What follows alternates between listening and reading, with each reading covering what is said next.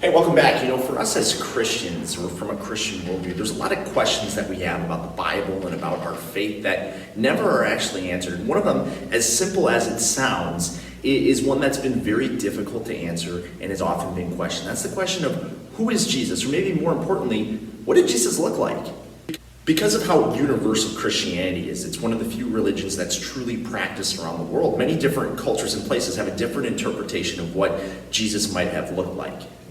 I know for me growing up, there was definitely a pop culture version of Jesus, that it was like some Swedish guy walking on the beach in a bathrobe. The long brown hair, blue eyes, basically a white guy. And realistically, Jesus wasn't white. He was probably more Middle Eastern or Jewish. And it's interesting how this changes throughout history based on region and time. It's clear people try to make Jesus more personal for them. And so let's look at one example of a historical interpretation of what Jesus might have looked like. Here you go.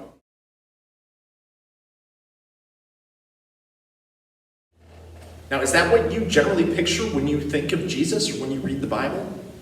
It's a little different from the image that we probably normally think of, or what we see in many Western churches around us. Usually Jesus is portrayed in his human form, specifically in a state of humility, most notably on a crucifix. But that's different here.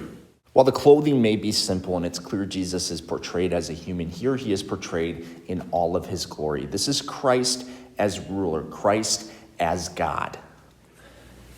He's not portrayed in humility here. He's portrayed in glory and power. And this understanding of Jesus, this belief in the divine and all-powerful nature, is something that will come to symbolize the next group of people we're talking about today. In fact, their Christian faith and belief in Christ was at the center of everything they did. You know what? Let's do it. It's God's Plan Part 2. Let's go.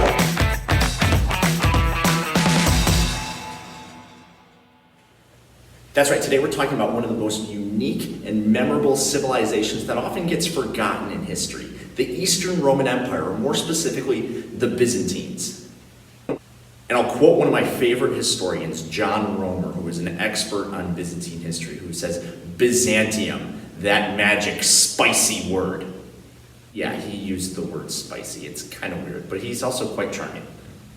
The point is that word alone shows so much about who these people are. It's kind of a mysterious term because people don't always know much about them. But it's true that the Byzantines were truly an empire built on Jesus Christ. And the Byzantines, remember the Eastern Roman Empire, they survived despite the fall of Western Rome. But to understand the history of the Byzantines, we got to go back to way before Rome actually fell. All right, so hang on one second. Got it. All right, the year's 284 AD, and you may remember that the Emperor Diocletian divided Rome into two empires, the Eastern and Western Roman empires, to better govern the dwindling and failing empire. Diocletian ruled the Eastern Empire while his co-ruler Maximilian ruled in the West, and it seemed like this was an efficient way to run Rome. It really was two separate nations now. But during the subsequent reign of the Eastern Emperor Constantine, it became more clear that the Eastern Empire was not only more wealthy, but better suited to success than Western Rome. Now remember, Constantine famously converted to Christianity and believed that God had given him many victories. And it's with the Edict of Milan in 313 AD that legalizes Christianity in not just the Eastern Roman Empire, but the West as well, making it a huge part of both civilizations. Constantine, a former general, was a man of military success, and in doing so, he was able to maintain control of the Eastern Empire and expand it. As the Eastern Empire continued to emerge as the true heart of Rome, Constantine searched for a new capital city that could glorify the Eastern Empire, something that could not only rival Rome, but be better than Rome. Constantine selected an odd location, however, for this new capital city. It was a Greek colony, formerly a city-state and part of the Roman Empire, called Byzantium. Despite its humble beginnings, Byzantium was strategically located for the success of the Eastern Roman Empire, located on the Bosporus, which connected the Mediterranean Sea to the Black Sea, as well as the Golden Horn. This was a strategic trading location. It also bridged the gap between East and West. It was truly the starting point for the Roman Empire as a whole. Byzantium was also located on a narrow strait of land between modern-day Turkey and the rest of Europe. And because it was surrounded by water, it was not only a port city, but it was easy to defend.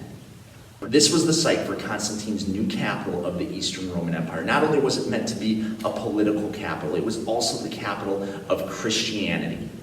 Initially called Nova Roma, this new city would not only surpass Rome, it would surpass any other city in the world very quickly.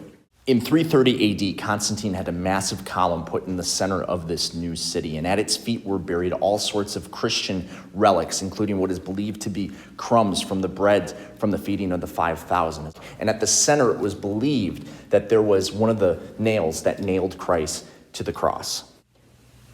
This column represented the center of not only Constantine's new kingdom, but God's kingdom on earth. And it would go by a new name, Constantinople, named after Constantine. Constantine is often depicted giving the city of Constantinople to Christ.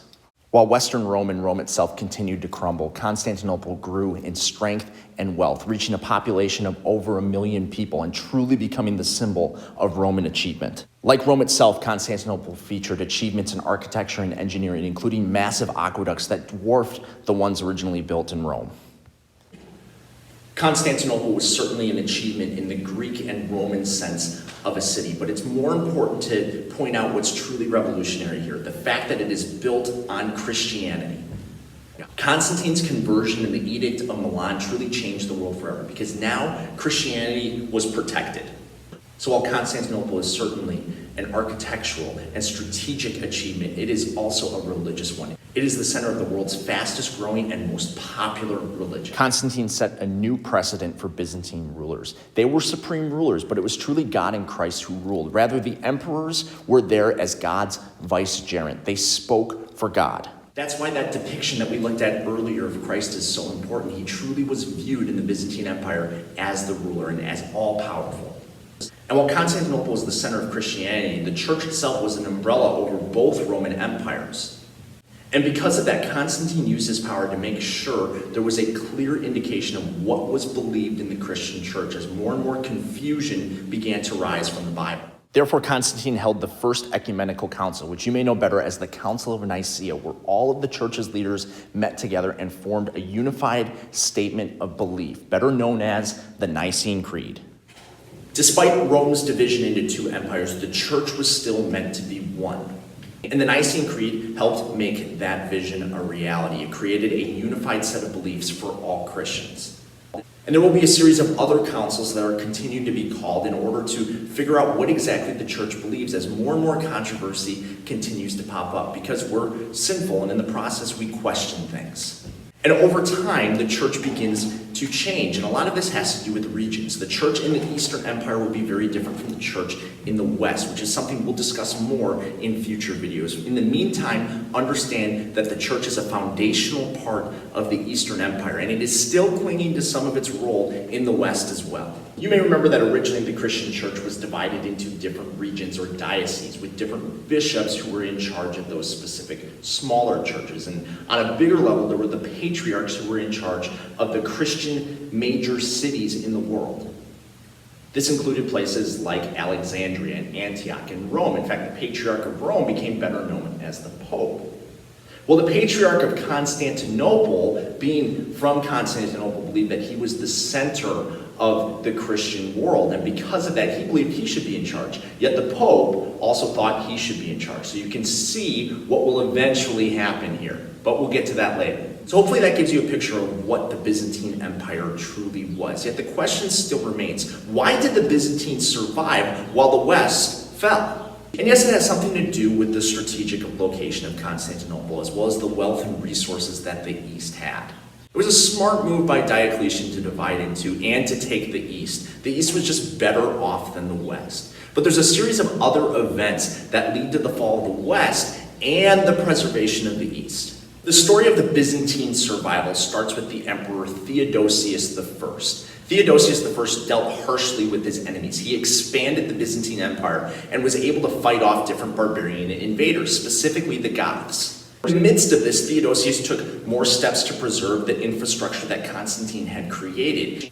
In 380, he declares Christianity the official religion of both Roman empires. But in 390, he slips up a little bit. He massacres a number of Goths, and in the process, this led to his excommunication from the church. Now, we'll get into what excommunication means in future videos, but in this case, understand that the Byzantine emperor The head of not only the state, but technically the church, kind of needs to be a part of the church. So if he gets excommunicated, that's a problem. Which is exactly why Theodosius went to the Bishop of Milan, St. Ambrose, and begged for his forgiveness. Eventually, Ambrose did forgive him and reinstate him in the church, which symbolized the amount of power that the church had, not just in the Byzantine Empire, but in the world, and sets up a relationship between the two. It's during the reign of the subsequent emperor, Theodosius II, however, that the Byzantines face their biggest exterior threat, specifically from the Huns and other barbarians. Now, at the time, Theodosius was only 7 years old, so many of his decisions were made for him by the prefect, Anthemius. It was during his reign that a massive set of walls, the Theodosian Walls, were constructed outside of Constantinople. These walls had 3 layers and literally 3 different levels that enemies would have to try to get get into the city. The walls were yet another terrific achievement in Roman engineering. But on top of that, they were just too big and too complicated for the barbarian invaders, especially the Huns, to overtake. Throw in the fact that Theodosius II is very shrewd and smart and pays off Attila in order to keep him from invading Constantinople. It's interesting, a lot of times humans are very distracted by shiny things. Gold and silver work pretty well. So because of the walls, as well as the payment of Attila, the Eastern Empire is able to survive while the West falls by about 480 AD. The Eastern Empire was better organized, better defended, and just had better resources. And while Western Rome falls, Eastern Rome survives, and it carries on that legacy. In fact, what's interesting is that people of Eastern Rome didn't call them the Byzantines like we call them. In fact, the term Byzantine is one that was given to them by historians to better differentiate them from traditional Romans. The people of the Byzantine Empire were different from the Romans. In fact, most of them spoke Greek. And we already mentioned all of the effects that Christianity had on the state, but so much of Rome was passed on through them.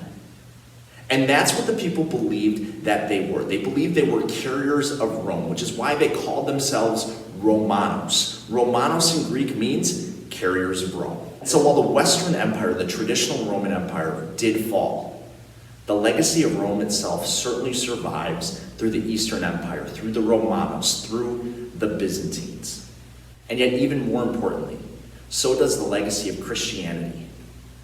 And the result is an empire unlike any before it and any after.